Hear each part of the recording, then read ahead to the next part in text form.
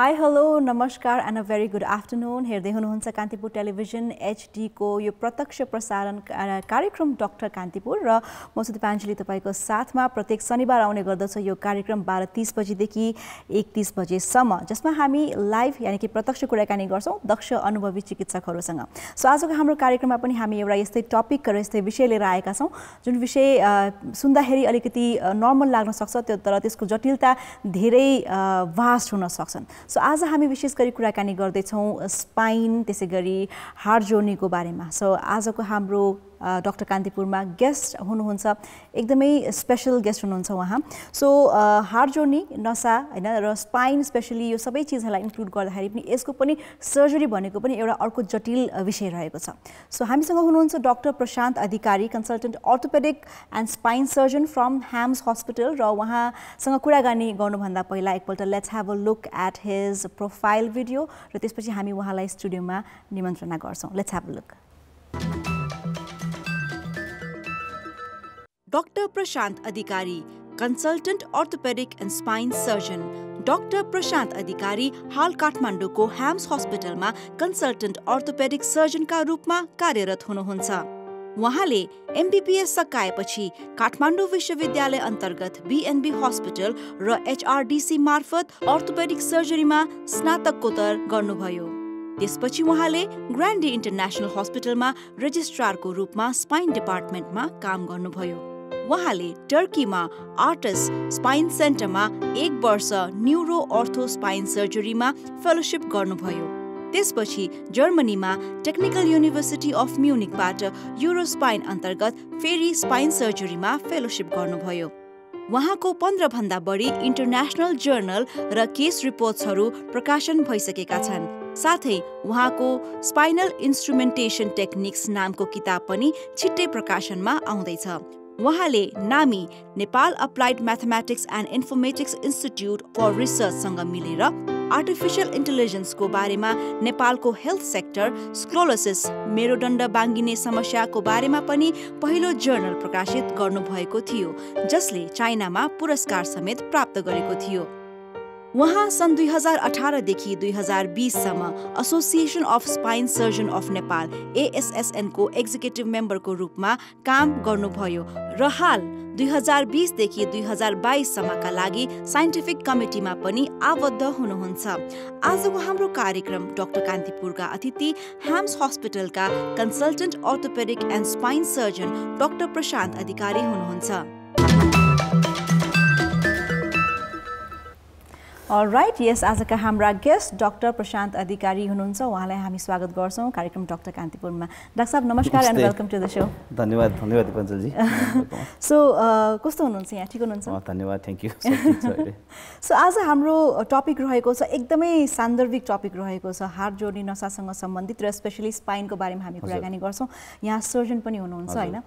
र first question मेरो आफ्नै समस्या ब्याक पेनको कुराबाट सुरु गर्न मन लाग्यो। ब्याक पेनको बारेमा केही भनिदिनु। अब हाम्रो अहिले भनिहाल्नुको कमन समस्या नै यही मेरुदण्ड दुखाइ अथवा ब्याक पेन चाहिँ नि हार्ट जोर्नीमा सबैभन्दा कमन दुखाइ चाहिँ नि ब्याक पेन नै हो। अब अलमोस्ट हाम्रो जीवनकालमा हरेक मानिसले अलमोस्ट 90% मानिसले चाहिँ नि ब्याक पेन एक न एकचोटि चाहिँ महसुस गरेकै हुन्छ। अब यो हेर्ने हो भने संसारमा सबैभन्दा धेरै छुट्टी लिनेको कारण अथवा छुट्टी लिने कारण नै ब्याक पेन हुन्छ। र अहिले रिसेन्ट डाटा अनुसार अमेरिकामा हेर्दाखेरि अमेरिकामा वार्षिक मात्र $100 बिलियन ब्याक पेनको कारणले गर्दाखेरि लसमा जाँदैछ। त्यो चाहिँ नि अब काममा नगएर होस् या अथवा प्रोडक्सन नभएर होस् काम ब्याक पेनको कारणले गर्दा। So it's one of the most common cause of musculoskeletal सिस्टमको चाहिँ सबैभन्दा कमन कज ब्याक पेन नै हो। हजुर, सो ब्याक पेन कसरी हुन्छ? के रिजनले हुन्छ ब्याक पेन? म एकचोटि यो तपाईलाई यो मैले लिइराखेको हुन्छु तपाईलाई। यो हाम्रो नर्मली भने मेरुदण्ड चाहिँ नि यस्तो हुन्छ हजुर। अगाडिबाट हेर्दा सिधा जस्तो देखिन्छ, साइडबाट हेर्दा यो बाङ्गेस कर्पेचर मेन्टेन भएको हुन्छ। यो हड्डी हो, यो कुरकुरे हड्डी हो। अनि हाम्रो यहाँभित्र मूल नसा हुन्छ। अब मूल नसाबाट जरा जस्तो निक्लेको हुन्छ, त्यो नर्भ रुट भन्छौँ हामीले। माथिको नसाहरूले हात चलाएको छोको थाहा गर्छ भने तल्लो नसाहरूले चाहिँ नि खुट्टा चलाएको छोको थाहा हुन्छ। यो भागले दिशा पिसाब कन्ट्रोल गर्ने ठाउँ हो। अब यो बिचको चाहिँ छातीतिर छोएको थाहा हुन्छ। अब यो हाम्रो टाउको यहाँ हुन्छ। बेसिकली भन्ने हो भने हाम्रो शरीरलाई मेरुदण्डले नै बोकेको हुन्छ एक्ज्याक्टली जस्तो अब यो पनि थाक्छ गल्छ जस्तो हामीले एक ठाउँमा हातमा केही बोकेर हिँड्यो भने हाम्रो हात गले जस्तै यो पनि थाक्ने गल्ने हुन्छ यो हड्डी भयो यो नसा भयो त्यस्तै अर्को इम्पोर्टेन्ट पार्ट चाहिँ यहाँ मसल्सहरू हुन्छ नर्मली हाम्रो ब्याक पेन चाहिँ नि मेकानिकल ब्याक पेन भन्छौँ 98% मेकानिकल ब्याक पेन हुन्छ त्यो भनेको मसल्सलाई स्ट्रेन दिएर अथवा बसेको काम गरेको तरिका अथवा पोजिसन नमिलेर भएको हुन्छ mechanical back pain postural back pain positional back pain भनेको सबै एउटै हो त्यो चाहिँ नर्मली मसल्सबाट हुने हो जस्तो हाम्रो ओपिडीमा आउनुभयो भने 98% नै हामी ब्याक पेन चाहिँ मसल्सको अथवा कसैले बसेको काम गरेको जस्तो तपाईँहरू अफिसमा बस्दाखेरि हामी बस्दाखेरि उभिएर बसेर काम गरेको कारणले गर्दा दुख्ने हुन्छ अब बाँकी 2% मा चाहिँ नि अरू कज हुन्छ जस्तो अब त्यसलाई छुटाउँदाखेरि हेर्ने हो भने मान्छेले डिप्रेसन स्ट्रेस अथवा एङ्जाइटीले पनि ब्याक पेन गराउँछ र अर्को 1% मा चाहिँ नि ट्युमर इन्फेक्सन अब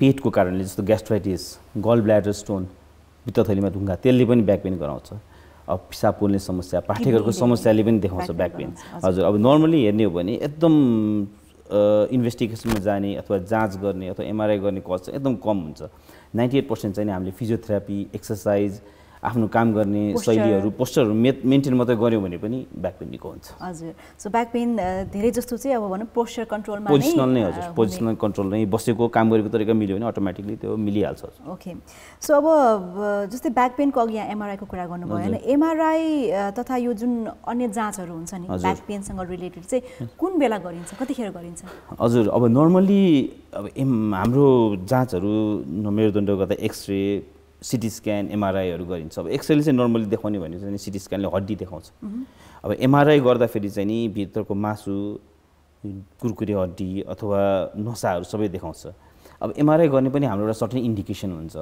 जस्तो अब रेड फ्ल्याग भन्छौँ रेड फ्ल्याग साइन भन्ने हुन्छ त्यो भनेको खतराको साइन भन्ने इन्डिकेट गर्ने हुन्छ त्यस्तो हाम्रो 4-5वटा हाम्रो इन्डिकेसन छ अब जस्तो तपाईँको ब्याक पेन भइरहेछ वेट लस भइरहेछ अथवा तपाईँलाई पहिला क्यान्सरको हिस्ट्री इन्फेक्सनको स्पाइनको इन्फेक्सनको हिस्ट्री छ खुट्टा नचल्ने जिउ कमजोरी हुने दिशा पिसाबमा कन्ट्रोल नहुने र 6 हप्तासम्म पनि पेन निको भएन अथवा रेस्टमा जस्तो काम गर्दा होइन रेस्ट गर्दाखेरि पनि ब्याक पेन भयो र निन्द्राबाट बिउजिने दुखेर सुत्न नसक्ने होइन कि हजुर सुतिरहेको बेलामा निन्द्राबाट बिउजियो भने दुखेर यो चाहिँ हाम्रो लागि इन्डिकेसन हो रेड फ्ल्याग यो चाहिँ हामीले गर्नुपर्छ यति बेला आउनुभयो भने बिरामीलाई हामीले काउन्सिलिङ गरेर कन्भिन्स गरेर भए पनि यसको लागि चाहिँ एमआरआई गर्नुपर्छ अब अरूको लागि जस्तो नसा च्यापिने अथवा ढाड दुख्ने सिम्पल कुराको लागि चाहिँ हामी नर्मली एमआरआई गराउँदैनौँ हामीलाई इन्डिकेसन चाहिन्छ अब आए यदि सबैको ओपिडीमा एमआरआई गराउन थाल्यो भने एमआरआई नै प्याक हुन्छ त्यो यो रेड फ्ल्याग साइनको जस्तो 5वटा इन्डिकेसन भयो भने चाहिँ हामी एमआरआईमा पठाउँछौँ so when there is an indication हामी एमआरआई गर्न लाग्छौँ होइन डाक्टर सो अब नसा च्यापिने पनि कुराको अलिकति यहाँले उठाउनु भयो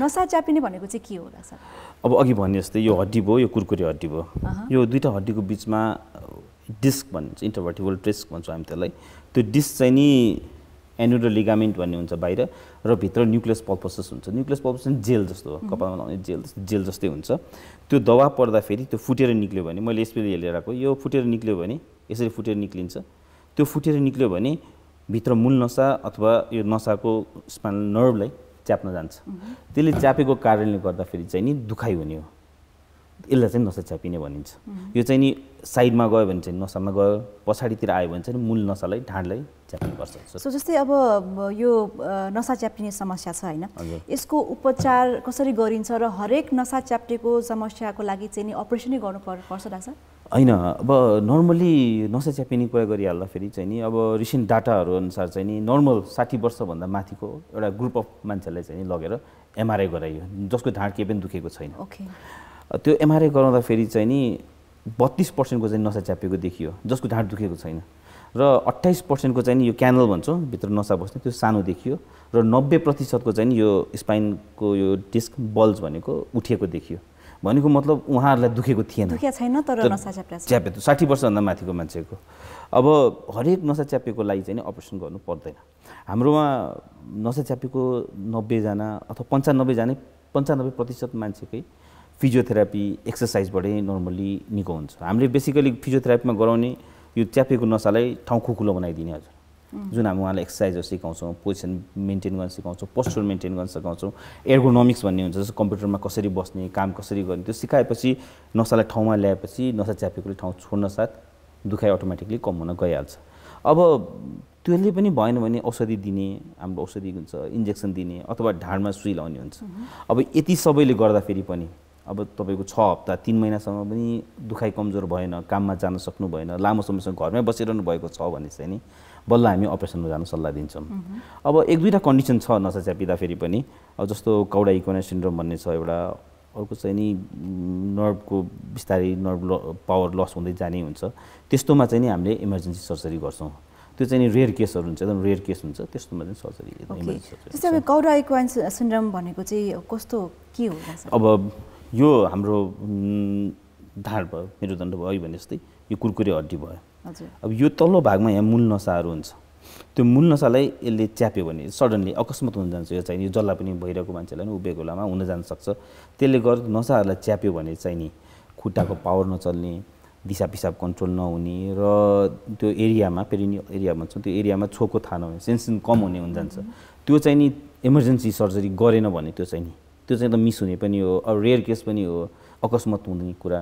त्यसमा चाहिँ नि 6 घन्टादेखि 8 घन्टाको बिचमा अपरेसन गरेन भने चाहिँ त्यो दिशा फिजा फङ्सनहरू फर्किने चान्स चाहिँ धेरै हुन्छ।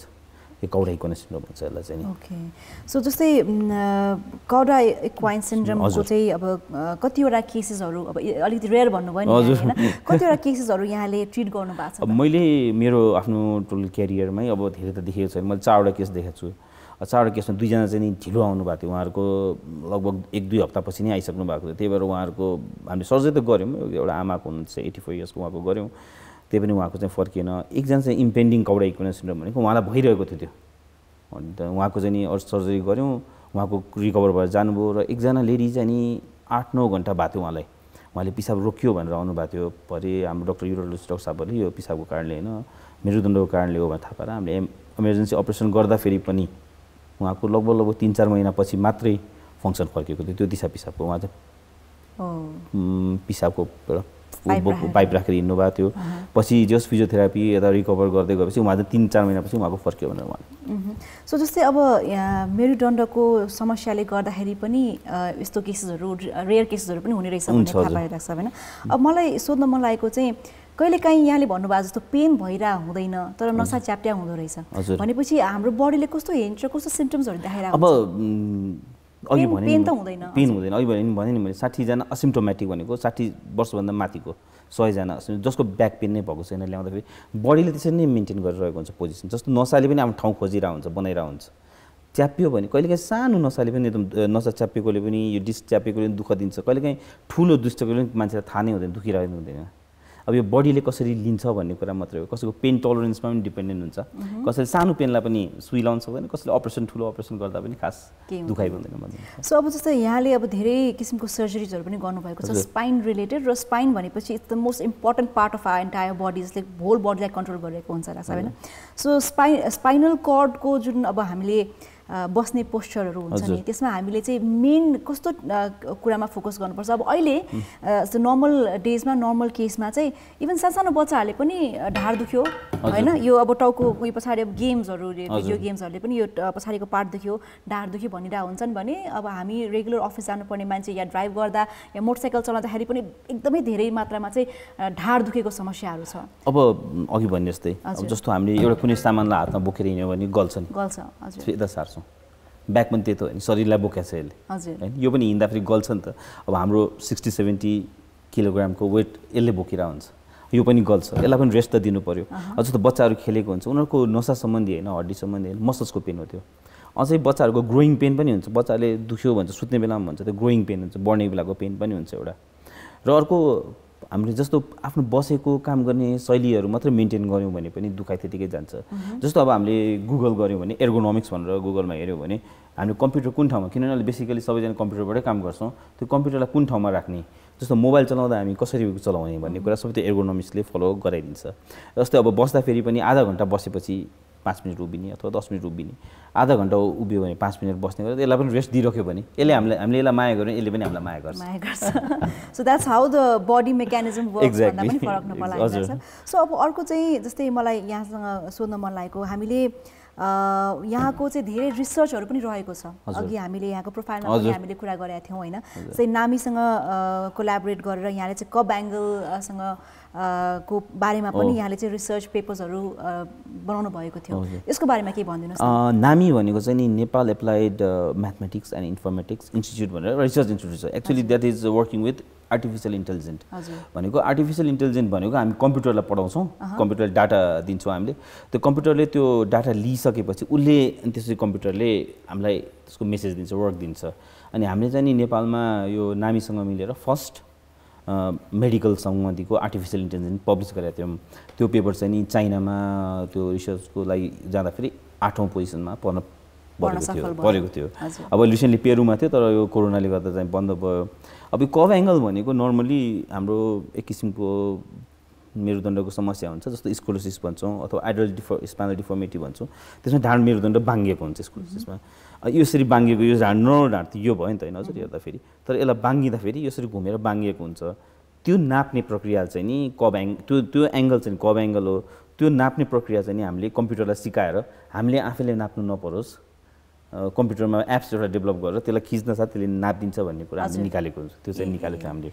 सो द्याट मिन्स कम्प्युटरले चाहिँ त्यो मेरुदण्ड बाङ्ग्या छ छैन भन्ने कुरा चाहिँ त्यहाँबाट पहिला हामीले चाहिँ कम्प्युटरलाई यो स्कोलोसिस बाङ्गेको ढाडहरू देखाउँछौँ उसलाई, कम्प्युटरलाई हामी डाटा इनपुट दिन्छौँ उसलाई, अनि कम्प्युटरले सबै त्यो लिन्छ, डाटा राख्छौँ हामीले, यो भनेको यस्तो बाङ्गेको यो यति बाङ्गेको यो भनेर कम्प्युटर हालिदिएपछि कम्प्युटरले चाहिँ जस्तो हामी मोबाइलमा एप्स डेभलप गरे जस्तै अनि कम्प्युटरले थाहा पाउँछ, त्यो कम्प्युटरलाई सिकाए जस्तो।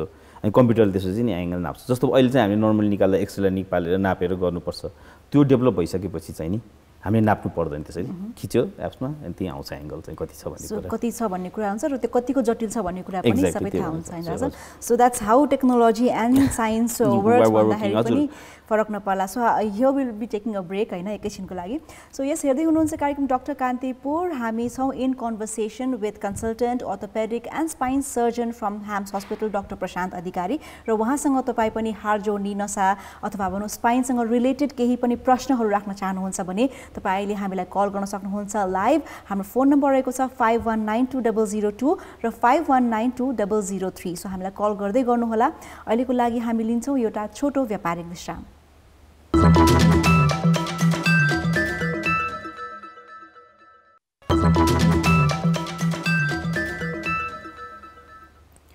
Right, welcome back. हेर्दै हुनुहुन्छ कार्यक्रम डाक्टर कान्तिपुर, कान्तिपुर टेलिभिजन एचडीबाट प्रत्यक्ष। म दीपाञ्जली तपाईँको साथमा, र आज हामीसँग हुनुहुन्छ, हामी कुराकानी गर्दैछौँ consultant orthopaedic and spine surgeon doctor Prashant Adhikari ज्यूसँग।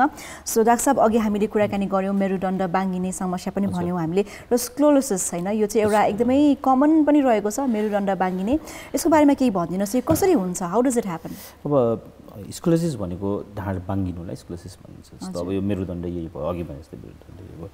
स्क्लोसिसमा चाहिँ नि हामी 3 डाइमेन्सनल बाङ्गिन्छ भन्छौँ। यो भनेको यसरी यसलाई हेर्दाखेरि कोरोनल भन्छौँ। यसमा चाहिँ नि यसरी गएको हुन्छ, यतातिर गएको हुन्छ, यो सजाइटल भन्छौँ। यसमा चाहिँ यसरी बाङ्गिएको हुन्छ, कुप्रो परेको हुन्छ, र एक्जियल भन्छौँ, यसरी हेर्दा रोटेट भएको हुन्छ। भन्दा यो हड्डी 3तिरबाटै बाङ्गिएको हुन्छ, 3 डाइमेन्सनमा बाङ्गिएको हुन्छ। यस्तो तरिकाले बाङ्गिएर गएको हुन्छ हड्डी मेरुदण्ड। यो चाहिँ नि नर्मल कज चाहिँ नि 80% चाहिँ इडियोप्याथिक भन्छौँ। इडियोप्याथिक भनेको थाहा छैन, रिजन वी डोन्ट नो। अनि त्यसपछि बाँकी 20%मा चाहिँ तपाईँको कन्जनाइटल भनेको जन्मजात अथवा तपाईँको न्युरोमस्कुलर मसल्सको विकनेसले, ट्राउमेटिक इन्फेक्सन, त्यो कारणले हुन्छ। र अहिले नयाँ टर्म छ हाम्रो एडल्ट स्पाइनल डिफर्मिटी भन्छौँ। त्यो चाहिँ नि उमेर भइसकेपछि 60 वर्षभन्दा माथिको मान्छेलाई हुने हुन्छ। अब इडियोप्याथिक भने जस्तै उहाँको चाहिँ यो चाहिँ नर्मली 80% चाहिँ थाहा नहुने कज जेनेटिकल रिलेटेड हुन्छ।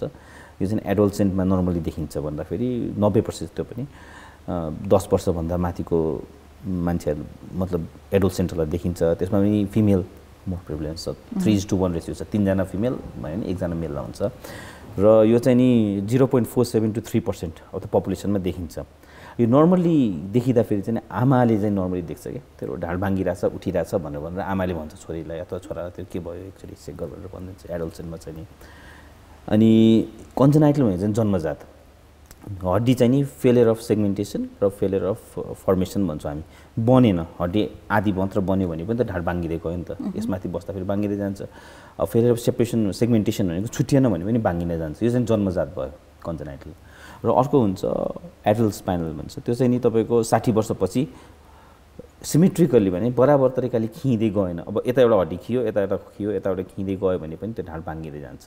यो नर्मली एडल्टमा चाहिँ पेन धेरै हुन्छ र कन्जेनाइटल र उसमा चाहिँ डिफर्मिटी धेरै देखिन्छ जन्मजात, र एडोल्सेन्टमा चाहिँ भाँगेको देखिन्छ ढाड नर्मल। हजुर, सो यसको ट्रिटमेन्ट के हो त स्क्लेरोसिसको? अब नर्मली हामी जब मान्छेले देख्छन्, अब नर्मली कन्जेनाइटल जन्मजात भयो त्यो देखिन थाल्छ, अलिकति बच्चा 6-7 वर्ष हुँदाखेरि आमा बुवा लिएर आउनुहुन्छ, ढाड भाँगिरहेछ अथवा शरीरको हात खुट्टा बढाएको छ, जिउ बढाएको छैन, ट्रङ्क बढाएको छैन, के हो भनेर ल्याउँदाखेरि हेर्दाखेरि देखिन्छ यो हड्डीहरूलाई एक्सरेहरू गर्दा किन बढेन भन्ने कुरा देखिन्छ। अब कन्जेनाइटलमा चाहिँ नर्मल्ली भाँगिँदै गएको छ भने चाहिँ नि यदि हामी हड्डीलाई ब्लक पनि गर्न सक्छौँ, बढ्न नदिने बनाउन सक्छौँ, अथवा ज्याकेटहरू हुन्छ ब्रेस भन्छौँ हामी, त्यस्तै बनाइदिएको नापेर बनाएको छातीसँग शरीरसँग बनाएर नापेको ब्रेसहरू लगाउन दिन्छौँ। तर नर्मली कन्जेनाइटलमा चाहिँ नि सर्जरी नै चाहिने हुन्छ। अब एडोल्सेन्टमा चाहिँ नि हेरेर अब कब एङ्गल भने नि मैले कब एङ्गल मेजर गर्छौँ, अब 25 डिग्रीभन्दा कम छ भने हामी अब्जर्भेसनमा राख्छौँ, त्यो भनेको चाहिँ नि फलोअपमा बोलाइरहन्छौँ, जस्तो 6 महिनामा आउनुहोस् अथवा 1 वर्षमा आउनुहोस्, फेरि नाप्छौँ अनि 25 देखि 45 डिग्रीसम्मको एङ्गललाई चाहिँ नि हामीले चाहिँ नि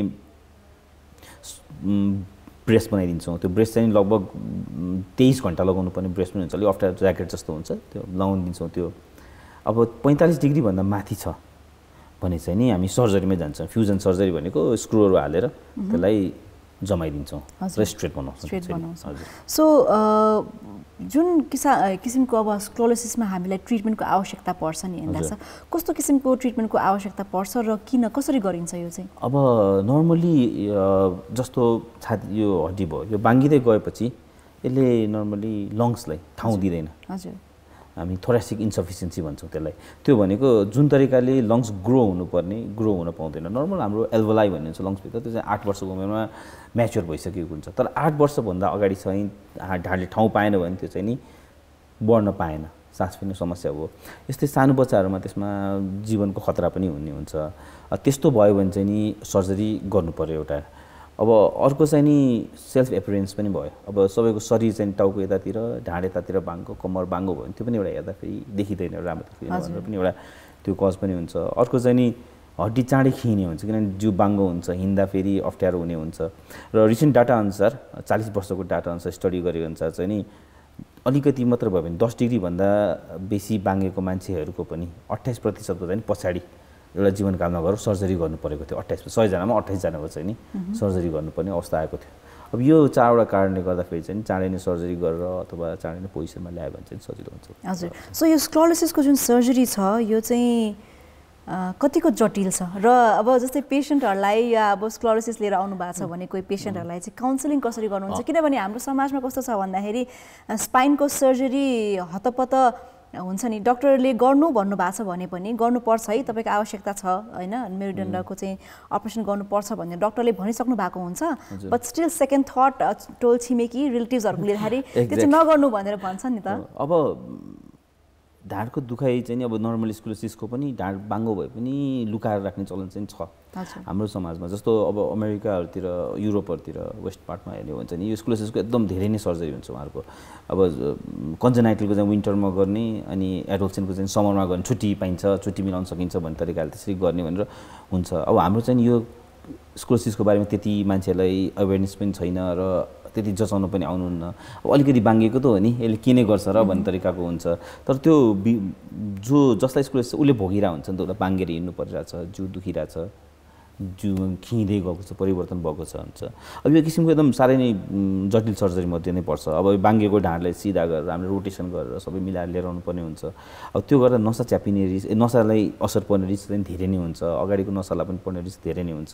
यो वान अफ द डिफिकल्ट सर्जरीमा नै पर्छ स्क्लेरोसिस। होइन, अरू सर्जरी पनि सबै डिफिकल्ट नै हो, सर्जरी सबै अलमोस्ट, तर यो स्क्लेरोसिस चाहिँ डिफिकल्ट सर्जरी नै पर्यो। हजुर, कसरी काउन्सिल गर्नुहुन्छ पेसेन्टहरूलाई? अब नर्मली काउन्सिलिङ गर्दाखेरि चाहिँ नि म चाहिँ नर्मली फ्यामिली र बिरामीलाई राखेर, म पनि चाहन्छु बिरामीले सोधोस् क्वेसन भनेर, मलाई चाहिँ खास त्यो हुन्छ बिरामीले सोधोस् मेरो अपरेसनपछि के हुन्छ तपाईँले किन गर्न लाग्नुभएको यो कुरा सोधोस् भन्ने हुन्छ हामीलाई पनि एक्सप्लेन गर्दा सजिलो हुन्छ किनभने भोलि सायद कम्प्लिकेसन होस् या कम्प्लिकेसन नहोस् अथवा भोलि रिहेबिलिटेसन के गर्नुपर्ने उहाँलाई थाहा हुनु पऱ्यो नि त हजुर सबै परिवार राखेर यो गर्दा यो गर्छौँ यो भएन भने यो छ यो अप्सन भएन भने यो हुन्छ अब हाम्रो अप्सन सर्जरी गर्दा जाँदाखेरि कहिलेकाहीँ अप्सन चेन्ज हुनसक्छ अब यो गर्छु भनेर गएको हुन्छ माइन्ड सेटअप भएर त्यहाँ गएर त्यो गर्न सकिँदैन अब अस्ति रिसेन्टली नै एउटा फ्र्याक्चर गर्दाखेरि हामीले सिटी र एमआरआईमा हेर्दा त्यो लेभलमा मात्र फ्र्याक्चर छ भन्यो तर स्पाइन खोलेपछि माथिल्लो लेभलमा फ्र्याक्चर लिगामेन्ट्सहरू पनि देखियो त्यसले गर्दा बढाउनु पऱ्यो अब बिरामीलाई अथवा बिरामीको परिवारलाई हामीले भनेको हुन्छौँ हामी यो मात्रै गर्छौँ भनेर तर सर्जरीको सबैभन्दा मोस्ट इम्पोर्टेन्ट पार्ट नै काउन्सिलिङ लाग्छ मलाई चाहिँ म चाहिँ सबैभन्दा धेरै समय चाहिँ काउन्सिलिङमा दिन चाहन्छु अब अपरेसन गर्दैछु मैले त कसैको जीवनलाई लिइरहेको छु नि त आफ्नो जिम्मा लिइरहेको छु नि त त्यो बारेमा त मैले भन्नु पऱ्यो नि म के गर्दैछु तपाईँहरूलाई म कति दिनपछि हिँडाउँछु कति दिनपछि गर्छु कति दिनपछि टाँका खोल्छु भन्ने कुरा so counselling part is most important part during surgeries होइन सो अब स्पाइन सर्जरी पछिको लाइफस्टाइल डाक्टर साहब होइन जुन किसिमको अब सायद हामीले त्यो पेन भोगिरहेछौँ होला जुन त्यो डिफर्मिटी भोगिरहेका हुन्छौँ मेरुदण्डसँग रिलेटेड बाङ्गो हिँडिरहेको अवस्था हुन्छ अलिकति आफूलाई चाहिँ नि हामीलाई एउटा कन्फिडेन्स लेभल पनि लो भइरहेको हुन्छ तर आफ्टर सर्जरी चाहिँ मान्छेको एउटा एक्सपेक्टेसन के हुन्छ भन्दाखेरि म कम्प्लिटली फाइन हुन्छु म 4 हप्तामा हिँड्न सकौँला 6 हप्तामा म दौडिन सकौँला भन्ने किसिमको एक्सपेक्टेसन पनि रहेको हुन्छ सो त्यसमा चाहिँ लाइफस्टाइल आफ्टर स्पाइन सर्जरी चाहिँ कस्तो हुन्छ एक्ज्याक्टली तपाईँ ठिक कुरा भन्नुभयो अघि भने जस्तै बिरामी र बिरामी पार्टीले राम्रो कुरा मात्रै सुन्न चाहन्छ एक्ज्याक्टली म पनि कस्तो मेरो परिवार लिएर गएँ भने डक्टरले राम्रै कुरा भन्नुहोस् ए निको हुने डिजिज रहेछ राम्रो होस् भन्ने भन्नुहोस् हुन्छ अब तर त्यो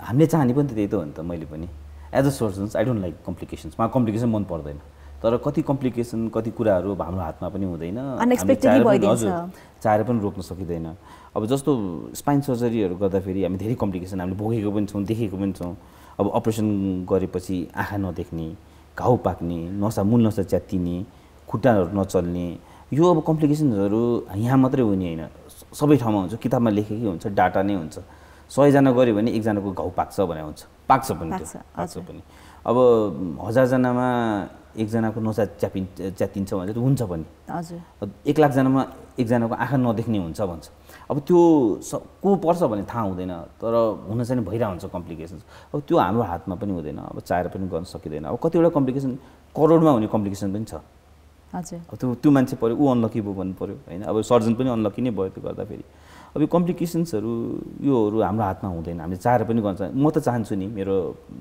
सर्जरी सबै राम्रो होस् सबैले राम्रो सर्जन गर्छ भनेर भन्नुहोस् न अब प्लेन उडाउने मान्छेले त प्लेन खसाउन चाहँदैन नि बस कुदाउने मान्छेले बस कुदाउने अब हामी बाटोमा हिँड्दा पनि नठोकिला भन्ने ग्यारेन्टी दिन सक्दैनौँ त्यसै सर्जरी पनि चाहेर हुने कम्प्लिकेसन्सहरू त कसैले पनि चाहँदैन तर हुन जान्छ कम्प्लिकेसन्सहरू अनफर्चुनेटली भवितव्य भनौँ या सो अब जस्तै हामीले नर्मली स्पाइनको सर्जरी गरिसकेपछि जुन एउटा रेगुलर एक्सर्साइज होस् अथवा चाहिँ नि त्यसपछि उहाँले चाहिँ के कुरामा ध्यान दिनुपर्छ होइन अब नर्मली हाम्रो सर्जरी भनेको चाहिँ नि सर्जरी गर्नु कारण चाहिँ नि तपाईँलाई पुरानो फङ्सनमा ल्याउनु हो नि त जस्तो अब अहिले हुनुहुन्छ दुखिरहेछ ढाड दुखिरहेछ भन्दाखेरि अपरेसन गरेपछि यो नगर्ने त्यो नगर्ने भन्ने कुरा होइन हाम्रो लक्ष्य चाहिँ नि तपाईँले पहिला जस्तो हुनुहुन्थ्यो दुखाइ बिना जस्तो हुनुहुन्थ्यो त्यो बनाउनु खोज्ने हो नि त हामी नर्मली स्पाइन सर्जरी गरेपछि सबै कुरा गर्न सकिन्छ अब डाटाहरू नै हेर्ने हो भने अब सबैभन्दा धेरै स्पाइन सर्जरी हुने भनेको वेस्टमा हो अमेरिकामा वर्षमा 5 लाख सर्जरी हुन्छ इङ्ल्यान्डमा 3.5 लाख हुन्छ जर्मनीमा 4 लाख हुन्छ भने चाहिँ वर्षमा हुने सर्जरी उनीहरूले त्यसको डाटा निकाल्छ हामी त्यसलाई health related quality of life भनेर एउटा क्वेसनर हुन्छ हाम्रो त्यसमा तपाईँ हिँड्ने कुद्ने खाने बस्ने फ्यामिली लाइफ सोसियल लाइफ सबै कुरा त्यसमा इन्क्लुडेड हुन्छ त्यो क्वेसनर हुन्छ र पेन हुन्छ अर्को त्यसलाई भिजुअल एनालग स्केल भन्छ त्यो दुईटाको राखेर हामी डाटा निकाल्छौँ अपरेसन गरिसकेको मान्छे सबैमा क्वेसन गर्दाखेरि चाहिँ नि मोर देन 95% सेटिस्फाइड अब मैले 100 वटा केस गरेँ भने त्यसमा 95 जना सेटिस्फाई भयो अब मैले केसै गरिनँ भने त कोही पनि सेटिस्फाई भएन so 95% of successful recoveries more than 95% successful recoveries अनि regular normal lifestyle after surgery भनेपछि हैन so yes will get back to you in a while र अहिलेको लागि कार्यक्रम डाक्टर कान्तिपुरमा फेरि पनि एउटा छोटो व्यापारिक विश्राम लिने बेला भइसकेको छ हेर्दै गर्नुहोला doctor Kantipur we shall be right back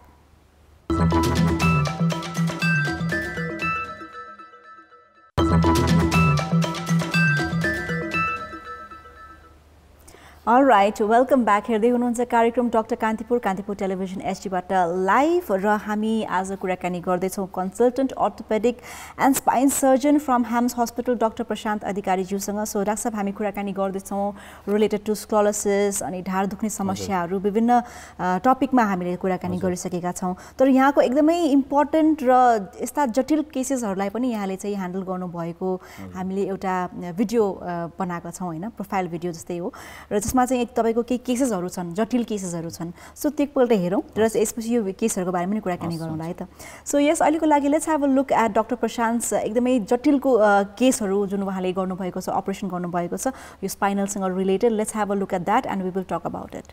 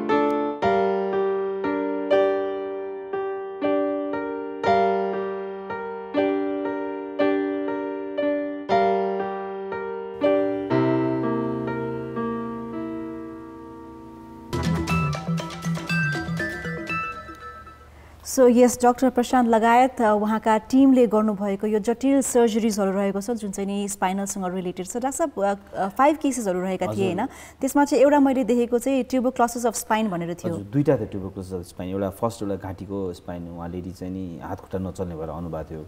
MRI उहाँ चाहिँ नि वीरगन्जबाट आउनुभएको, एमआरआई गरेर हेर्दाखेरि घाँटीमा लिजन थियो। अब त्यो हामीलाई एमआरआईले कहाँ के समस्या छ भनेर देखाउँछ, तर के हो भन्ने कुरा ठ्याक्कै देखाउँदैन। अब हामीले पढेको देखेको अनुसार चाहिँ टिबी नै हो भन्ने थियो।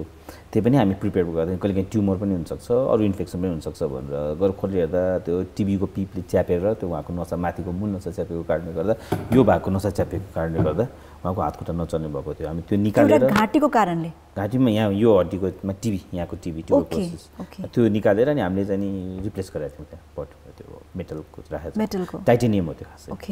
अनि त्यहाँबाट गरेपछि त्यो जाँच गर्दाखेरि फेरि त्यो औषधि एमडिआर टिबी भन्छ, मल्टिपल ड्रग रेजिस्टेन्ट टिबी, त्यो निक्ल्यो। त्यो सेकेन्ड लाइन औषधि चलाएर गरेको। अहिले she is working, she is fine. Okay, so that's recovered. Yes. अनि अर्को एउटा केस, अर्को टिबीको चाहिँ उहाँको कम्मरको थियो। उहाँ कम्मर दुखाइ भनेर लामो समयदेखि बसिरहनु भएको थियो। पछि उहाँको पनि जाँच गर्दा एमआरआईमा गर्दाखेरि गरेको, उहाँको चाहिँ पुरै यो 2-3 एरिया खाइसक्यो त्यो टिबीले। अनि उहाँको पनि त्यो सबै सफा गरेर हामीले भट्टिप्रामा केजहरू, स्क्रुहरू राखेर फिक्स गरेका थियौँ। उहाँ लगभग 6 महिनापछि हिँडेको भन्नुहुन्थ्यो। ओके, सो यो जुन स्क्रुहरू राखेर यहाँले सर्जरीजहरू गर्नुहुन्छ होइन, यो स्क्रुहरू पछि फेरि निकाल्नु पर्ने अवस्था हुन्छ, फेरि रिसर्जरी गर्नुपर्ने अवस्था पर्दैन? यो टाइटेनियम स्क्रू हुन्छ। टाइटेनियम स्क्रू चाहिँ नि एमआरआई कम्प्याटेबल हुन्छ, एमआरआई गर्न मिल्छ। त्यो अहिलेको पहिला चाहिँ नि हामीले स्टेनलेस स्टिलै गरिन्थ्यो, तर अहिले अलमोस्ट सबै कुरा चेन्ज भइसकेको छ। त्यसमा चाहिँ नि टाइटेनियमको स्क्रूहरू राखेका छौँ। त्यसले गर्दा त्यो निकाल्नु पर्दैन। हामी शरीरमा तिनै कम्प्याटेबल, शरीरको त्यही बनावट चाहिँ कम्प्याटेबल हुन्छ। एमआरआई पनि गर्न मिल्छ, अहिलेको केही फरक पर्दैन, त्यही एरियाको एमआरआई गर्न मिल्छ। सो यस डाक्टर साहब, अब हामी अलमोस्ट कार्यक्रमको अन्त्यतिर आइसकेका छौँ होइन। यहाँ लगायत यहाँका टिम ह्याम्स हस्पिटलमा आबद्ध हुनुहुन्छ र यति जटिल केसेसहरूलाई पनि यहाँले चाहिँ नि राम्रो रिकभरी केसेसहरूमा चाहिँ परिणत गर्नुभएको छ होइन। सो अब के भन्न चाहनुहुन्छ जाँदा जाँदै लास्टमा के मेसेज दिन चाहनुहुन्छ हाम्रो दर्शकहरूलाई? बिकज ढाड दुख्ने समस्यालाई चाहिँ नि आई डोन्ट थिङ्क हामीले लाइटली लिनुपर्छ जस्तो चाहिँ लाग्दैन है मलाई। यस, एक्ज्याक्टली। अहिले हामी टिम ग्रुप ग्रुप प्र्याक्टिस गर्छौँ हामी हाम्रो हस्पिटलमा 3 जना अर्थोपेडिक सर्जन छौँ म लगायत डाक्टर भास्करराज पन्त हुनुहुन्छ उहाँ जोर्नी प्रत्यारोपणमा हुनुहुन्छ डाक्टर सन्दीप भण्डारी हुनुहुन्छ उहाँ स्पोर्ट्स इन्जुरी हुनुहुन्छ लिगामेन्ट्सहरू सबै रिपेयर आर्थोस्कोपीले गर्नुहुन्छ र म स्पाइन छु हाम्रो ग्रुप छ र अब ह्याम्स तपाईँलाई थाहा छ हेलिप्याड छ वेल इक्विप छ सबै डिपार्टमेन्ट छ अघि एउटा केस पनि थियो जहाँ चाहिँ नि अब हाम्रो त्यो ढाड भाँचिएर मूल नसाभन्दा 4 mm मात्रै यहाँ आउटा भन्ने हुन्छ त्यसको अगाडि थियो त्यो सर्जरी गर्दा हाम्रो भ्यास्कुलर सर्जन थोरासिक सर्जन सबैजना स्ट्यान्ड बाई नै हुनुहुन्थ्यो so we have a good team work अनि सबै फेसिलिटी इक्विप हस्पिटल छ समस्याहरू भयो भने जस्तो जटिल हस्पिटल अपरेसनको लागि पनि कतै जानु पर्दैन हामी नै जस तपाईहरु इक्विप हुनुहुन्छ र you are there to help the patients हैन जसलाई चाहिँ दुखाइमा हुनुहुन्छ जो पीडामा हुनुहुन्छ उहाँहरुलाई चाहिँ नि स्वास्थ्य सुविधा प्रदान गर्नको लागि नै तपाईहरु बस्नु भएको छ सो अब we are almost to the end doctor साहब हैन र लास्ट फ्यु वर्ड्स जुन चाहिँ हाम्रो बोन हेल्थसँग रिलेटेड छ के शेयर गर्न चाहनुहुन्छ अब नर्मली हाम्रो बोन हेल्थ भन्दाखेरि पनि जति हामी एक्टिभ भयौँ हाम्रो शरीर त्यति नै मेन्टेन भइरहन्छ जस्तो अब जति बेड रिडन भयो अथवा काम गरेन हिँडेन भने हड्डी खिन थाल्ने दुख्न थाल्ने त्यो हुन्छ so more you become active more healthy you physically bone पनि जति तपाईँ एक्टिभ हुनुभयो जस्तो हामी हड्डी भाँचेपछि पनि हामी चाँडै हिँड्नु भनेर बिरामीहरूलाई प्रोत्साहन दिन्छौँ किनभने जति चाँडै हिँड्नुहुन्छ हड्डी त्यति चाँडै नै हिल हुन्छ मोसन हुन्छ त्यहाँ हिल हुन थाल्छ बडी पलाउन थाल्छ जति सुतेर बस्नुहुन्छ जति काम गर्नु हुँदैन मान्छे हड्डी खिने गाह्रो हुने मसल सुक्ने हुन्छ सो अहिले कम्प्लिटली पहिलाभन्दा सबै कुराहरू चेन्ज भएको कारणले गर्दा मेडिसिनमा पनि अपरेसन गरिसकेपछि हामी आज अपरेसन गर्ने भोलिपल्ट हिँडाउँछौँ स्पाइन गरौँ या जोर्नी प्रत्यारोपण गरौँ आज अपरेसन गरेको हो भोलिपल्टदेखि नै हामी फिजियोथेरापी स्टार्ट गर्छौँ so more active you are, more healthier you are. So let's be active. हजुर सर डाक्टर साहब लास्ट क्वेशन्स हैन जस्तै फिजियोथेरापी गरिन्छ नि हैन हार्ट जोर्नी अब नसासँग रिलेटेड या हार्ट जोर्नी रिलेटेड फिजियोथेरापी गर्दाखेरि चाहिँ एउटा सर्टन टाइम हुन्छ जुन हामीले फिजियोथेरापी गर्छौं र त्यसपछि अलिकति रेगुलर आफ्नो पेनहरु कम भइसकेपछि हामी फिजियोथेरापी छोड्दिन्छौं अनि फेरि कुनै दिन पेन अकर भइसकेपछि फेरि हामी फिजियोथेरापी गर्छौं सो यो फिजियोथेरापी भन्ने चीज चाहिँ नि टाइम एन्ड अगेन गरिराख्नु पर्छ र रेगुलर गर्नुपर्छ अब नर्मली हाम्रो फिजियोथेरापी नै पर्टिकुलर मसललाई फोकस गर्ने ब्याक पेन ब्याकको मसल सोल्डरको मसल्स हामीले दौडेर मसल्स त बनाउन सक्दैनौँ नि यसको लागि यसकै मसल्सको लागि चाहिन्छ सो नर्मली हामी चाहिँ 6 हप्तासम्म चाहिँ रेगुलर फिजियोथेरापी गर्नु हरेक कुराको लागि जस्तो ब्याक पेन भयो भने 6 हप्ता चाहिँ रेगुलर फिजियोथेरापी गरेपछि मसललाई स्ट्रेन गर्ने र अनि कन्टिन्यू गर्नु रेगुलरली चाहिँ 6 हप्ता चाहिँ मिनिमम चाहिन्छ नि ओके 6 वीक्स चाहिँ कन्टिन्यू गर्नु पर्छ त्यसपछि हामीले बीचमा छोड्दा भयो अनि फेरि पेन भएपछि फेरि कन्टिन्यू गर्न सकिन्छ ओके सो फेरि पेन भइसकेपछि पनि 6 हप्तै गर्नुपर्छ कि हामीलाई कम टाइम ओके डाक्टर साहब so thank you so much for being here हाम्रो कार्यक्रममा आएर यति धेरै इन्फर्मेसन हामीलाई दिनुभयो about spine and bone health and you know ढाड दुख्ने समस्यादेखि लिएर सबै कुराहरू हामीलाई राम्रोसँगले बुझाइदिनु भयो त्यसको लागि धेरै धेरै धन्यवाद thank you so yes here we come to the end आजको कार्यक्रम डाक्टर कान्तिपुर को समय सकिसकेको छ र आज हामीले कुराकानी गर्यौँ डाक्टर प्रशान्त अधिकारी ज्यूसँग consultant orthopaedic and spine surgeon from HAMS hospital र उहाँसँग धेरैभन्दा धेरै जानकारी लिने प्रयास र तपाईसम्म जानकारी पुर्याउने प्रयास पनि हामीले गर्यौँ र अर्को हप्ता यस्तै अर्को अनुभवी दक्ष चिकित्सकसँग कुनै अर्को विषयमा हामी कुराकानी गर्न आउने नै छौं till then Kantipur television HD हेर्दै गर्नुहोला नमस्कार बाइ बाइ